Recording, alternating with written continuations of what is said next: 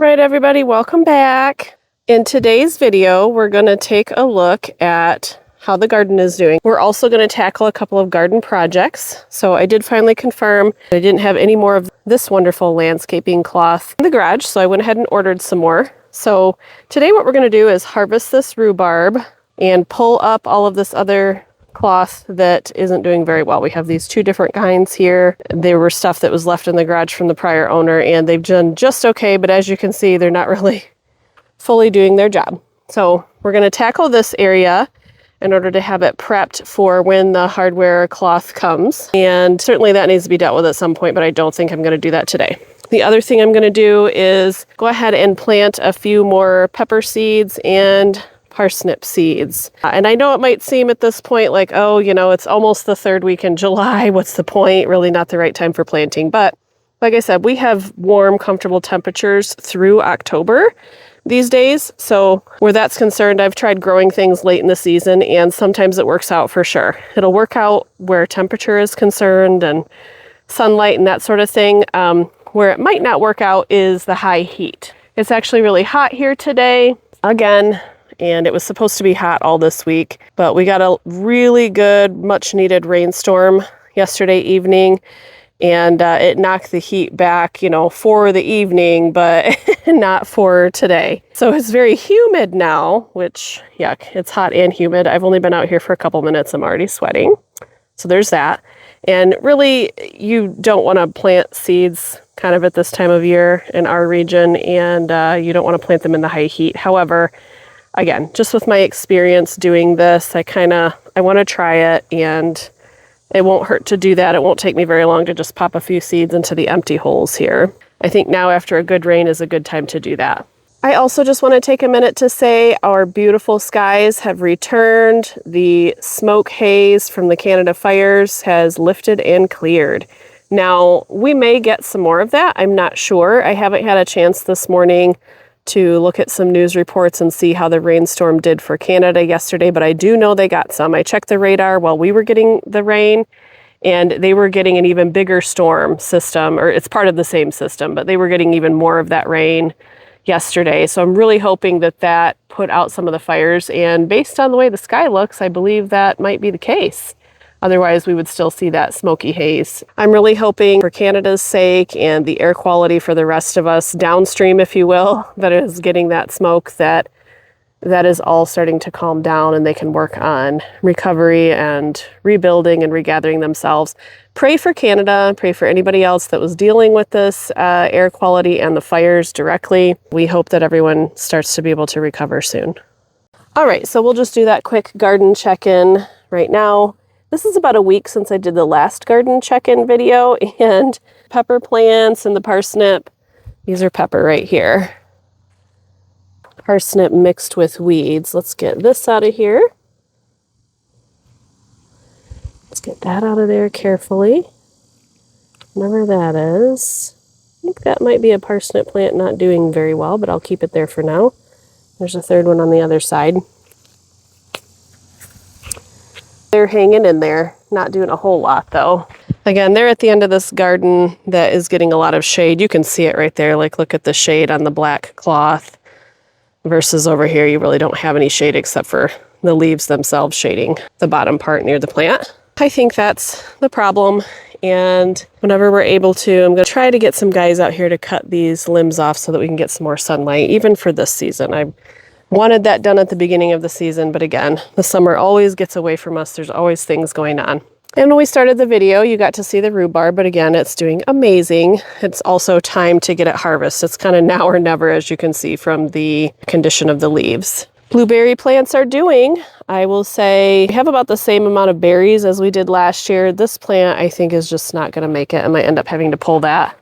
This one seems to be done with berries. That one has a couple hanging on. I really didn't get a chance to fertilize them this spring though, so that in part might be on me. But these plants really haven't grown. They've not gotten any bigger, bushier, or producing any more berries than they did last year. So I'll have to do a little bit more research on that and see how I can help the plants out. And then I'm going to need to buy more, those really short ones that are buried down in here somewhere, they also just didn't grow. They're staying alive, but they're not really growing. Here is the decorative pumpkin section. Not a whole lot to say about it except that it's doing awesome and doing well, and I'm really happy to see that. We're getting more and more flowers all the time. And that is great. The secondary set of peas that I planted are, again, also just kind of hanging in there. This one, finally, I was able to start training it to stay upwards. It got tall enough to do that, so it looks much healthier, as you can see, than maybe that one. And I'll just give you a close-up so you can see what those tendrils do, those little things that hang off of the plant. This is their whole job, is to climb, grab, hang on, and help the plant stay upright. And these additional secondary tomato plants that I planted are doing well. Again, very short for this point in the season and not getting ready to fruit yet. Our strawberry patch is doing amazing. I will put in a short video clip of a harvest that I got to do 2 nights ago of all of the things in the garden, and I'm really happy with that. With these strawberries here, they took a lot of that hail damage. So the brown leaves with kind of the holes in them, I think that's what that's from. I've removed a lot of those, but I couldn't get to every single one of them. We're just trying to keep these clean and keep the runners trimmed up on them. And this is the one parsnip that I was letting go to seed. I think it's probably ready, or at least I know when they look dried out and kind of dead, that's when they're ready to harvest, versus right here, those would not be ready to harvest for seeds. But just on a couple of heads of the flowers here, I have way more seeds than I would probably need. So I think I can deal with this plant now and get rid of it, get the seeds off of it. We did get more berries again on the strawberry plants, and I'm really glad to see that. Like I said the other night, I harvested more than a pint carton worth, so that was great. Broccoli. So usually my issue with broccoli is having bugs eat the leaves, and it does look like we're finally starting to get some of that. But I also have this going on. That's not good for it or healthy. I don't know how they're going to do. I have just found broccoli plants really difficult to grow. And yep, we do have some great examples today of what the problem is. Do you see this guy right here? And there's another one. These are, oh, there's a third one. Yeah, they're just eating away at the plant. These are cabbage worms. That's one name for them. And again, they like anything in the Brassica family. Here's what their poops look like. That little thing right there, if you can see it. And they fall and gather on the leaves below too. The feces right down in there. I don't know if the camera's focusing. It's really bright outside, so I can't tell. But yeah, they'll eat these away in a day. They're already getting to the leaves. Broccoli is difficult to keep up with, and I didn't get the covers on these. I do have the cover stuff that's supposed to help prevent these bugs from getting on here, but I didn't get a chance to do that yet. So it may be a lost cause again this season. Oh yeah, they're just feasting away. Look at that. Yeah, no good. Really bad stuff. Let's see. The little poops down there. These will turn into that little white moth that you often see flying around. So unfortunately, those pretty little moths are these nasty critters. Acorn squash doing really well. This one is healthy. It's just not getting any bigger. These with the obelisk that were bigger, they're doing great. You can see this one's growing upwards. I'll gently bend this and train it to go against one of those so that it continues to go upwards. And then this one is doing great. I had started training this one, and you can see here it's also doing that thing with the tendrils, trying to grab on. So same with this. I'll gently push it back towards this to try to get it to train to go in there. The first round of peas that we planted are doing amazing, and check this out. We finally have peas, guys. I'm so excited. So look, there's a nice big one right there. Potato plants doing well. I'll give you a close-up of the really pretty flowers that are on potato plants. Here are the very first tomato plants I planted. They are growing, they're healthy, still not near fruiting. We're in the 3rd week of July. It is what it is. The tomato plants that I transplanted are hanging in there. We'll see how well they do, if they recover well or not. If they don't, they'll just be great fertilizer for the soil for next year. And then we might have some volunteer tomatoes over here because of the little bit of tomatoes that are here. And the seed, there would be seeds inside these, so they might fall off and reseed themselves in the ground. This one's doing good. I'm starting to think we got the little cherry tomatoes. That looks more like cherry tomatoes to me. There's so many of them on one little cluster, but that's okay. I'll do something with them. And the green beans, guys, they're looking so good. Look at this.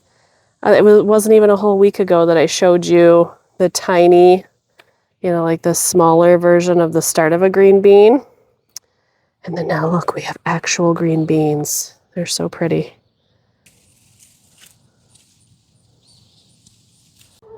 Okay, ladies. They're like, ooh, they're gathering. They're like, what you got? What you got? All right. Woo! This one's like, no, I'm good, thanks. Eat it. You need it. We'll do another video on the chickens as well in the near future here. Figured out we do have parasites in some of them. And so they're currently in a little bit of a quarantine here while they drink their special medicated water to try to help get rid of that. But that's a video for another day. We got a lot of stuff going on at all times, don't we? Well, some of you smart ladies are figuring it out. What do you think? Oh yeah, get it.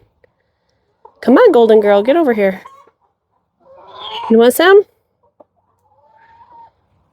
Yummy. Carrot's like, oh yeah. The bully chicken. No, did you just steal that out of her beak? So rude. I know. She's rude, right? Get another one. Get yourself another one. Here, girl. Here, girl. There you go. There you go. Get them, girls. Hurry up. I gotta get back to the garden. You guys are kind of freaked out by the napkin, huh? There you go. Get him. Get him. Stop stealing them out of each other's mouths. There's a few here. Okay, back to the reason that we came down here today. So let's get started with this, see how fast we can harvest this rhubarb.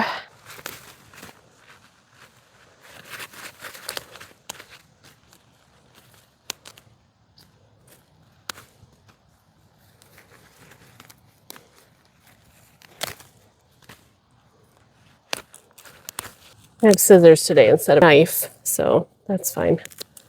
I'm gonna get rid of the leaves while I'm down here. When I had to harvest it, or whenever I've had to harvest it really quickly in the past, and I'll just leave the leaves on it and deal with that in the house, but then it fills up my trash can really quick. And I'm usually doing it like really late at night, so I'm not gonna bring it outside and throw it in the woods, for example, or whatever. Obviously, it's a little bit more efficient to just do that down here.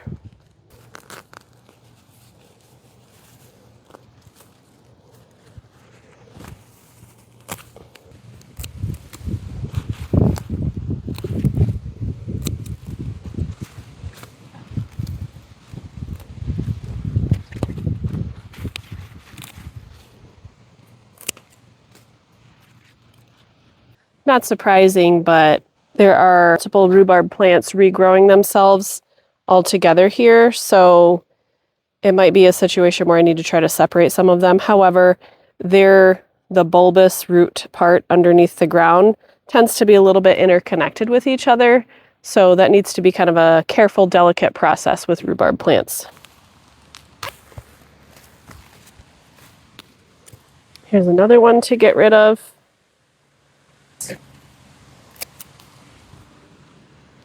Okay, and here's what we're left with for the rhubarb plants and the cloth that is here. I managed to make some piles of good rhubarb as we went along.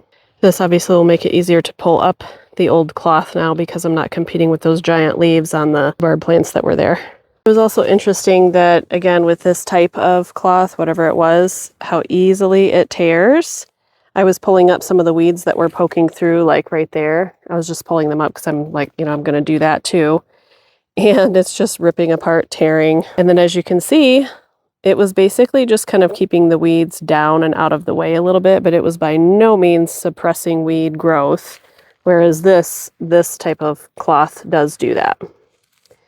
I got to thinking too, again, we didn't buy this. It was here when we moved in. So this might be that kind that you put down when you're putting in a new flower bed and you're going to cover it with dirt, put some seeds on it, cover it with more dirt.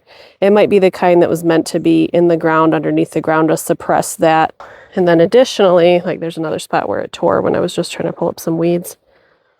Additionally, this kind is also like that. It just kind of rips apart, and it's also not keeping weed growth at bay very well. So yeah, this stuff needs to go.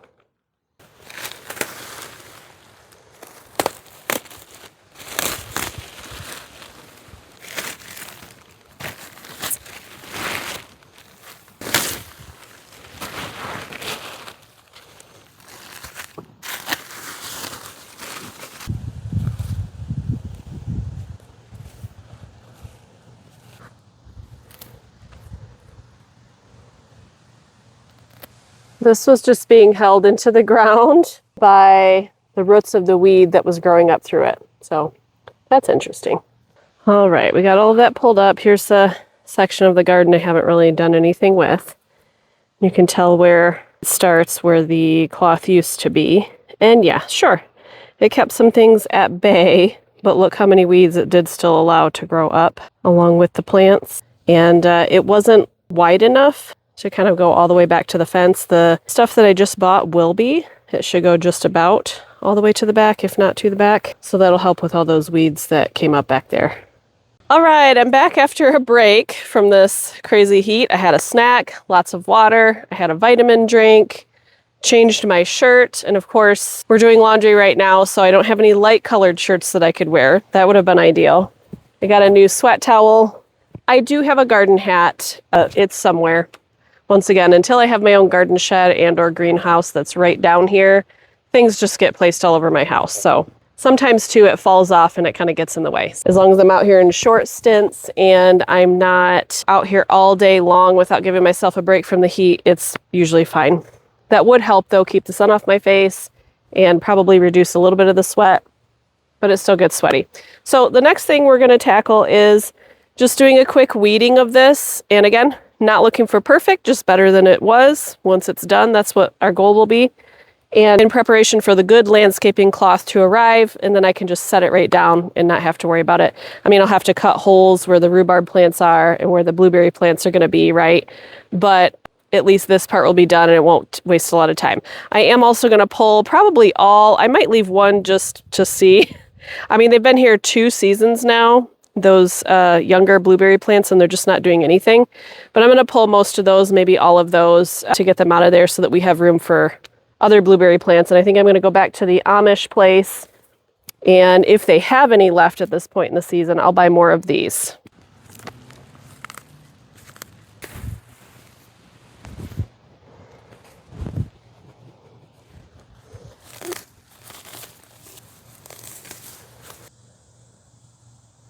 Okay, I just wanted to take a look at these first 2 sections that I did of the weeding around the rhubarb and then the 2 blueberry bushes here that have had that. So if you go along the back, just how much better it looks compared to the ones with the weeds down there.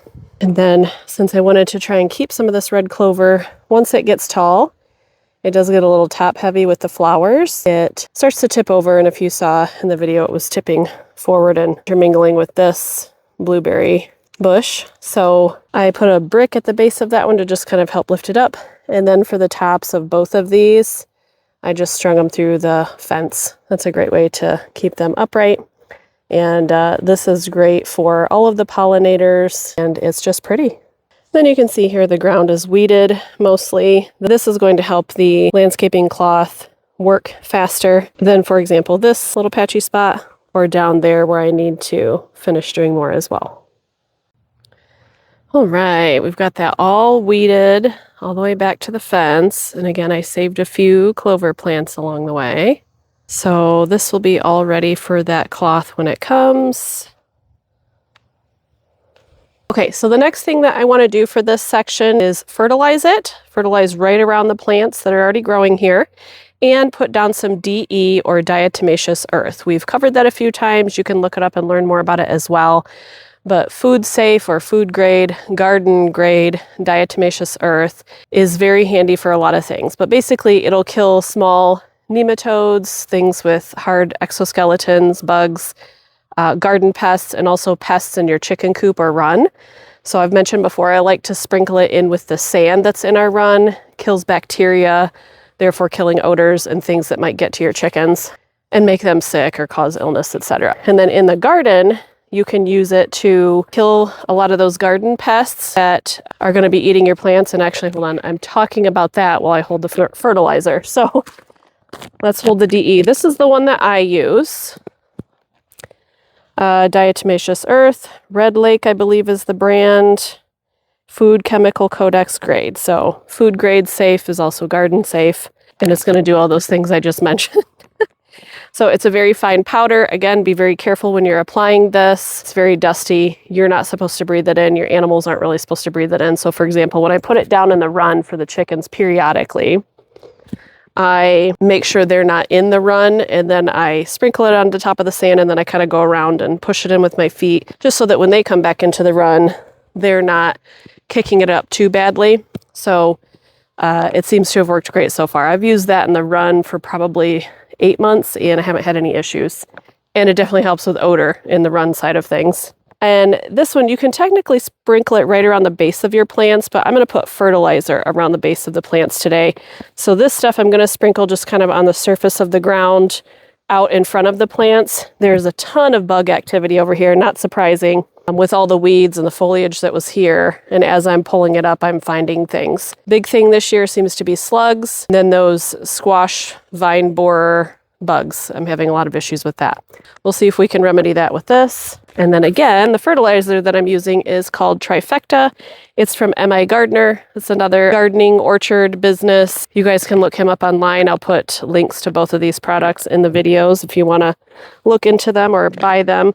But his Trifecta 5-10-4, it's just a really good average fertilizer that's going to give nutrients to pretty much anything you're growing. Again, certain plants need more or less of certain things, but this one's going to be really well rounded. I do recommend it. I've used this for 3 or 4 years already, and I've really loved it. It's an organic natural fertilizer as well. I'll kind of show you how I do this with existing plants. And also when you're planting new plants and you want to use this or any other kind of like granular powder fertilizer, that sort of thing, put a little bit down in the hole of the thing you're planting, cover that with a little bit of dirt, plant your item, cover it with dirt, and maybe sprinkle a little bit around the top. But the thing is, with fertilizer, you want to get it to where it's actually going to break down and become part of the soil, right? And enrich the soil. If you only sprinkle fertilizer just on top of something around it, eventually it's going to get to the plant. Some of it's just going to get washed away, whether you're watering with a hose or whatever your watering system is, or you have heavy rains come through, it's going to carry it off with the water, right? So only sprinkling it on the top and hoping for the best is, in my opinion, not a great way to go. So I'll dig down just a little bit for these existing plants. I'll dig down close to the plant, but not where I'm disturbing any of the root or the plant itself. I'll sprinkle a little bit in here and then just cover it back up with dirt. That's going to help keep it in the soil, actually have it break down in the soil, and then be something that the plants can draw up out of the soil in the water that it's going to be mixing with down in there. Okay, so here's what I do with the fertilizer. And you could sprinkle, oh look, I helped unearth another growing rhubarb. So you can sprinkle it on a couple sides. Nice to see that this soil is still pretty dark and rich. However, technically you're supposed to fertilize all of your garden soil twice a year, certainly once a year at the very least. In this section over here, because it was so overgrown with weeds and it was kind of doing well on its own, I just didn't make the time to do that. And again, here's what this trifecta looks like inside the bag. And it's just got, we can look at the back of the bag in a minute here, but it's just got a bunch of different things. It doesn't have a bad odor either, not like a fish meal or something like that. It does smell kind of like other fertilizers, but even a little bit lighter than that. And you literally just sprinkle it. That's all we got to do. I'm going to cover that back up. Pick up the soil around it. And then for good measure, we might do this. Now, If you're using other commercial fertilizers, you want to be careful not to, put anything on the leaves or the granular kind like that. Probably spray kinds as well, but putting it directly on the leaves or putting it right down in the center of the plant, because those they do have nutrition in them for the plant, but they're chemically made and they have chemicals in them and they will burn your plant. So you want to be careful about using those kinds of fertilizers that way. Okay, we've done all of our fertilizing, and then I just wanted to take a look at the back of this bag here. So first of all, on the front. So these numbers here pertain to the amount of nitrogen, phosphate, and calcium that a fertilizer has. So every fertilizer will tell you the numbers that it has. These numbers right here are just an average amount. So again, like I was mentioning before, you have certain plants that have certain needs. You might want a number fertilizer that is higher or lower in each of these different categories. You can look that up by plant for the specific plants that you're going to grow. But for time's sake and for ease, and if you're doing what I'm doing, which is growing a garden full of all kinds of different types of plants, it isn't feasible for me to keep 5 to 10 different types of fertilizer on hand, then make sure that I'm babying each plant to that specific degree. So I'm going to give an average amount of nutrition to every plant that you put it on. And so on the back here, it'll tell you the specific percentages that it has in it of each of those things. All right, moving on to the DE, and I think these guys just succumb to heat, but this is the type of insect or garden pest that the DE helps with. So you see this is the squash vine borer, and one of the things that gets to the squash or pumpkin plants, they start by eating out the base stalk of the plant and then going up into the plant and just destroying it from the bottom up. That's the part that they like to eat though. And then your plant won't grow. We've got a little bit of that damage on some of the pumpkin plants, so I'm going to show that to you as well in a moment. But we're going to sprinkle DE in the soil of this open spot, and then we'll also be sprinkling it around the base of the pumpkin plants. So really I should have some kind of long spoon for this. This particular one does not come with a scoop in the bag, but that would be nice if it did. I try not to touch it very often, but then if you pour it like this, you're kind of putting a little too much, and then you'll run out of it faster.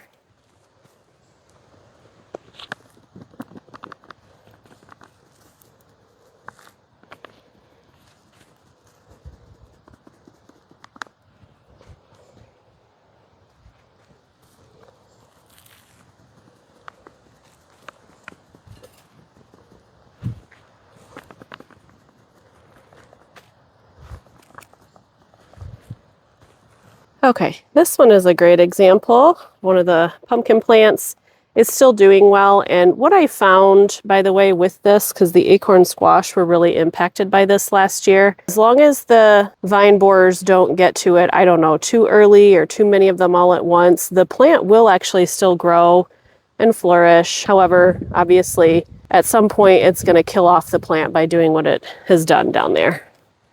You can see that. It looks a little bit dry and deadish. That's where they're starting to eat on it. Now, like I said, the acorn squash produced amazingly last year, even with that bug damage. That probably varies by plant or plant type as well, but we're going to just try to give these guys a little bit of a boost by putting some DE on them and pulling a weed.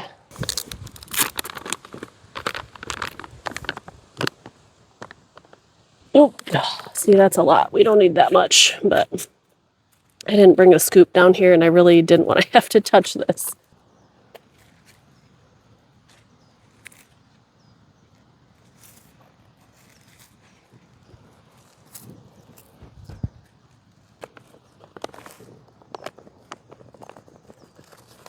For today's video, I'm just going to do a couple of these. It's extremely hot. I feel like I say that every time I do a video now.